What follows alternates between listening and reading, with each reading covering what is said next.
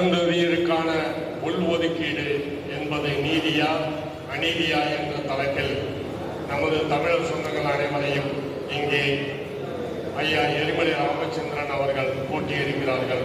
நல்லதொரு நிகழ்வில் எனது இனிய வணக்கத்தை தெரிவித்துக் கொண்டு, நூல் திறனாய்வை பற்றி அதிகம் நான் சொல்ல தேவையில்லை. ஏற்கனவே நிறைய பேர் சொல்லியிருக்கிறாங்க, இனியும் சொல்ல இருக்கிறாங்க. அவர்களுக்கு வழிவிட்டு தீர்வை நோக்கி சில கருத்துக்களை சொல்கின்றேன். எனது கருத்துக்களை சொல்லி, இது எனது வழக்கமான ஒன்று.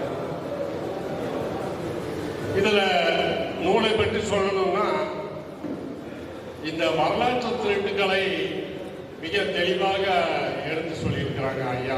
அந்த செம்மான் அப்படிங்கிற ஒரு கொடியே அதனுடைய பெயரே நம்ம தமிழர் கொடியோடைய பெயர்.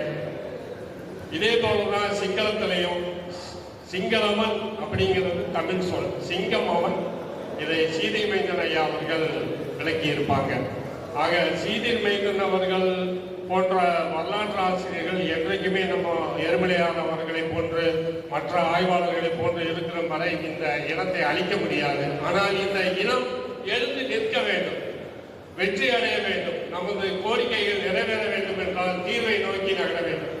இந்த புத்தகம் ஒரு வரலாற்று சான்றாக இனிவரும் ஆய்வாளர்களுக்கும் இனிவரும் எடுக்க போகின்ற தீர்வுகளுக்கும் இது அடிப்படையாக இருக்கும் என்பதில் எல்லாரும் சந்தேகம் இல்லை. இதற்கு முடிவு ஒன்றுதான், ஜாதி வாரி கணக்கெடுப்பு. இதை எடுக்காமல் இந்த புத்தகம் கூட நிறைவடையாது. கண்டிப்பாக ஒரு சுற்றுலா போறோம், ஒரு திட்டமிடுறோம், இருக்கிறதான் கொடுக்க போறோம். அதான் ஒதுக்கீடு. நம்மகிட்ட இருக்கிறத கொடுக்க போறோம், யாராருக்கு எவ்வளோ என்னன்னு சொல்லி கொடுக்க போறோம். அந்த கணக்கே எடுக்க விட மாட்டேங்கிறாங்களே. இப்போதுள்ள நிலைமை என்ன? இப்பதானே கொடுக்க போறோம். இதுவரை தவறு நடந்திருக்குது, இதுவரை அந்த கணக்கீடு எடுக்கல. ஏற்கனவே கொடுக்கப்பட்ட சலுகைகளுக்கு எடுக்கப்படும் அந்த ஆய்வுகள், ஐயா சட்டநாதன் அறிக்கையை போல எப்படி இந்த திட்டங்கள் நடைபெறுகிறது அப்படிங்கிறதுக்கான ஆய்வுகள் 10 ஆண்டுகளுக்கு ஒரு முறை அல்லது 15 ஆண்டுகளுக்கு உள்ளாக எடுக்கப்படும் ஆய்வுகள் அடிப்படையில் அதையும் இந்த ஆட்சி இடைக்காலத்தில் வந்த 50 ஆண்டு கால ஆட்சிகளில் அதை நடைமுறைப்படுத்தல. ஆக இந்த சட்டங்கள் யார் எழுதுறாங்க? இந்த ஆய்வுகள் அனைத்தும் உண்மையை சொல்லியிருந்தாலும் தீர்வுகள் என்னவா இருக்கணும் அப்படின்னா, இந்த சட்டம் யாரு ஏற்றா? இந்த சட்டம் நமக்கு நம்மளுடைய கழுத்துல அவனுடைய காலை நம்ம கழுத்துல வச்சு அழுத்திக்கிட்டே அவன் எழுதக்கூடிய வரலாற்றுல நம்மளை பத்தி என்ன எழுதியிருப்பான், நம்மளுக்கு என்ன சலுகை கொடுக்க போறான், அவனை ஆட்சியில் வச்சுக்கிட்டு நம்மளுக்கு என்ன சலுகை எதிர்பார்க்க முடியும்? இது நம்மளுடைய வரலாற்று போராட்ட வீரர்களை உருவாக்குமே ஒழிய, நமது தரவுகள் உருவாக்குமே ஒழிய, தீர்வுகள் என்பது முதலில் கணக்கெடுப்பு எடுக்காமல் ஒண்ணுமே நடக்காது. ஜாதி வாரி கணக்கெடுப்பு எடுக்காம நடக்காது. இரண்டாவது, ஜாதி வாரி கணக்கெடுப்பு அப்படின்னு சொல்லி மெழுக, அதாவது ரணத்தை வெளியே இருக்காம பூசி தடவி கொண்டு இருக்கக்கூடாது. அப்ப தமிழ்நாட்டின் தமிழர் குடிகள் தமிழ்நாட்டின் ஜாதி வாரி பட்டியலாக மாற்றப்பட வேண்டும். அது வரும்பொழுது தன்னால இந்த 3% 30% ஒழித்து கட்டப்படும்.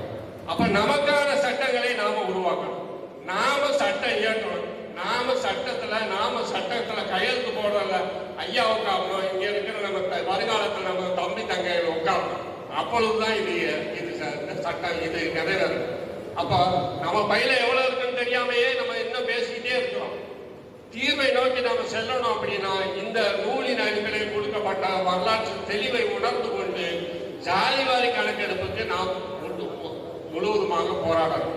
அதே போல இரண்டாவது, ஜாதிவாரி கணக்கெடுப்பு என்பது யாருக்கோ ஒருத்தருக்கு பயணம் கொடுக்கறதுக்கு நம்ம இங்க கூட்டம் போடக்கூடாது. இப்போதுதான் தமிழர்கள் கூட்டம் போடுறோம், இப்போதுதான் தமிழர்கள் மேடை ஏறுறோம், தமிழர்களை மட்டும் வர வைக்கிறோம். இப்போதுதான் நடந்து கொண்டு வருகிறது. இப்ப மீண்டும் அதை கோட்டை விட்டுறக்கூடாது. அப்போ யாருக்கெல்லாம் தமிழ்நாட்டின் ஜாதிவாரி பட்டியல், தமிழர் பட்டியல் தான் அங்க இருக்கணும், தமிழர் குடிகள் தான் அங்க இருக்கணும், மற்ற குடிகளை தனியாக வைக்க வேண்டும். அந்தந்த மாநிலத்தில் அந்த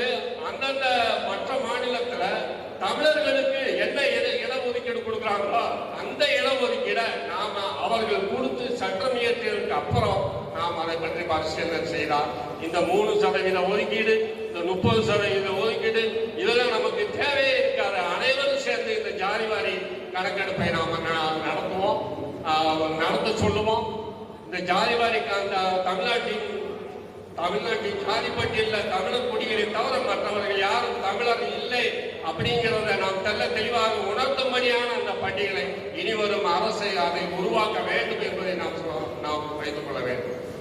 அந்த அளவிற்கு இதில் அனைத்து தரவுகளும் இந்த புத்தகங்கள் கொடுக்கப்பட்டிருக்கிறது. நாம் தீர்வு என்பது இதுதான் என்பதை நமது தமிழர் சேனை சார்பாக சொல்லிக்கொண்டு இந்த தீர்வை நோக்கி நகர்வோம் என சொல்லிக்கொண்டு விடைபெறுகிறேன். நன்றி, வணக்கம்.